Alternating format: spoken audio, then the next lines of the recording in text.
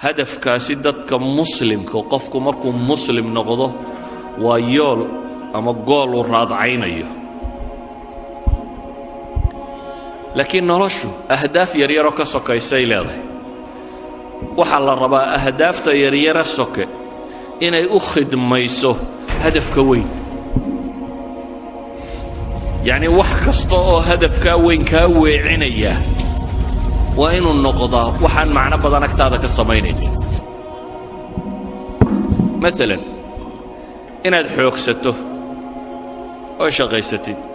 وأنتي يالتي ومباح ووح بنان نرشنا ولا قربه لكن هدي هدفك كوي دارين أيان كور إلهي كو قرآن كو أماني وحلي محي رجال لا تلهيهم تجارة ولا بيع عن ذكر الله وإقام الصلاة وإيتاء الزكاة كوحبا إلهي أماني كوحدا الأماني وحلقت المامي رغنمو الرجال ويان باليدي والرجال محيكو سفوبة لا تلهيهم تجارة ولا بيع عن ذكر الله باع مشتركة إيا لعقت كسب الشديد كما ويعسه ما إلا وسيسه هدفكي وينه oo ah inuu salaad oogo inuu zakar la yimaado inuu ilaahay caabudo inuu xuso in aakhiro hortiisa ay taalo yakhaafuna rabbahum inay rabbigood ka cabsanayaan maalin qulubta ay gagadoomayso idan hadafka weyni waxaan soko oo dhami dabab kuma ridaan ceeriyaan maaha ka qarin karta mushkilada dadka haysata ugu badan waxa weeyaan ilaahay wuxuu ina leeyahay هذا الصلاة دميسان حالين يدي فانتشروا في الأرض وابتغوا من فضل الله صلاة مركا دميستان لولك كفاف إليه رزاق دي سرات سدا ليدي واذكروا الله كثيرا لعلكم تفلحون لكن للكفاف هي التجارة دي وحنا هدي هدف كوين قلضيان إيجا لقوه ارتقية ورجال لا تلهيهم تجارة ولا بيع عن ذكر الله وحبدا مركا مانت أهدافته وين تيدتكو إلا بان وحي يريرو سكينكو مشغولان وحلقة يابا انت الساعدودات كو بحسي سكولك يات ساقدي وكورن يوم القيامة هدات ساقده مالنت أن ساقد نمكا وين يجرين وحلقة يابا انو ليه هياد عيبوبين وكورن قيامة مركا غير نبي آدم ودن الله سكينة هداد عيبوده يوم تعرضون لا تخفى منكم خافية غير نبي آدم إلا كودن بيا قوبي تاقيهين هداد عيبوده waxaa laga yaabaa inaad sileeday noloshu way kugu adagtay fududee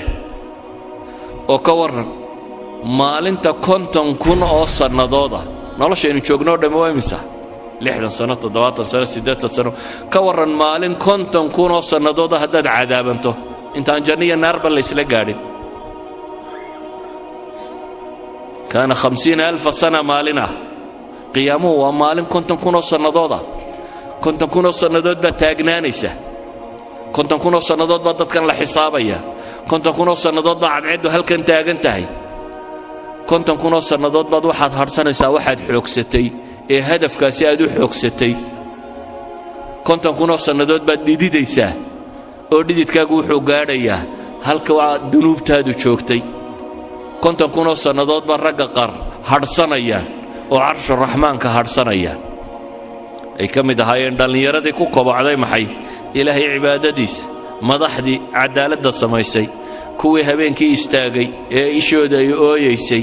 kuwii gacantooda midig waxay bixinaysaa gacantooda bidixaanay ogeyn kuwii shahwaatu nafsiga ka soomay ee naaga quruxda badan la inta u yeedheen ku yiraahdeen ilaahay baan ka cabsanayaa ama inantii inanka quruxda badan la u yeedhaa tiri waar ilaahay baan ka baqayaa ay dhaaf kuwaasi waxa la yidhi iyagu arshur rahmaan bay harsanayaan cadaabkanaad ku jirtay iyo waxa kan arki maayaan ka waran haddaad sileeday nolosha waxaad u baahantay way kugu adkaatay biyo lacab iyo sharaab iyo xogaa dabdabacsani inaad u samayso ka waran konton kun oo sanadood haddii haraadka u kaa siiyo iyo ninka xawdka nabi maxamed ka cabayaan haraadayninba yani hadafka weyne hadduu lumo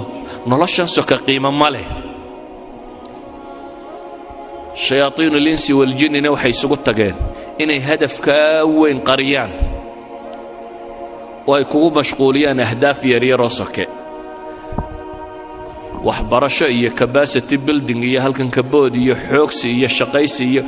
wax yaryaroo soke oo marar badan aan hadafkaba uu qiimaynaynin dhallinyaradana iyada waxa u sii dheer qaar aan tannaba wax ka tarin baaba lagu sii mashquuliyey hebel baa laadiyo heblaaya kolayga ku riday kubad oo hadduu ku rido maxaa kaa galay maxaa ka soo baxaya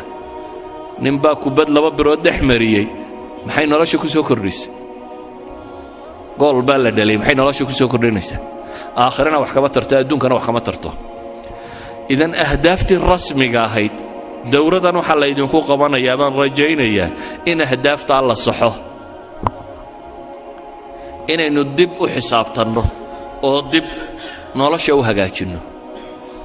inaynu buusalada hagaajisanno garanno barul amaan xagee lagu gaadhaa doon baynu saaranay noloshu waa doon badweyn ku dhex jirta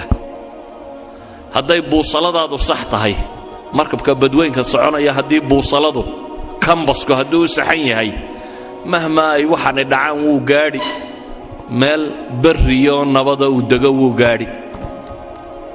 haddiise kambasku kaa lumo mawjaduhunbaa kolba dhanku u kaxayn badweyntunbaad ku wareegi doontaa adoo aan weligaana dhul arkaynin waxaa la mid ah qofka noloshan garan waaya wuxuu jooga ka qabanayo haddaad cab oo cayaar oo boodbood oo wax dhal oo xoogso oo daarandhis oo kan samee dan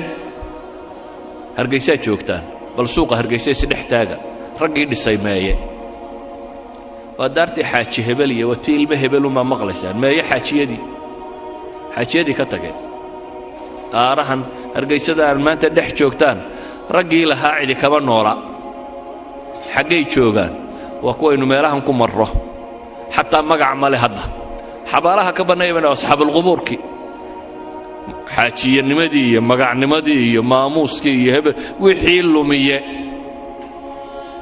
waa asxaabilqubuur waa dadkaa godadkaa ku jira ciiddaynu ag marayno ma waxaad diyaar u tahay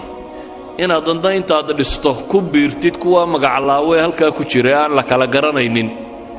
xufraddan ay ku jiraan dabcan qaar bay janno u tahy qaarna naar bay u tahy laakiin inaga agteenna waa asxaabulqubuurun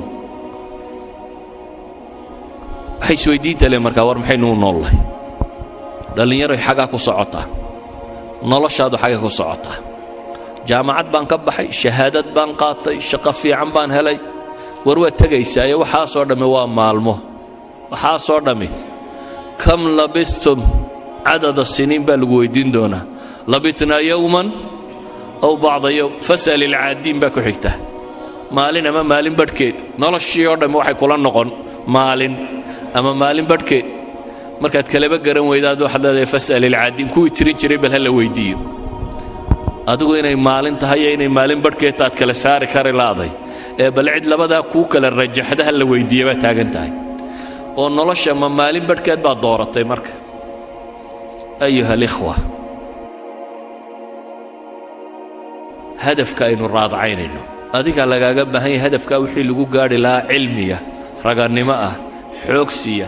dadaala adigaa lagaa rabaa inaad la timaado adiga jid baa lagugu talagalay guul iyo guuldarro iyo waxan waa iska meel soke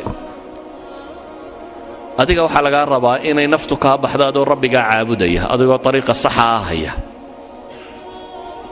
waxaa lagaaga baahan yahay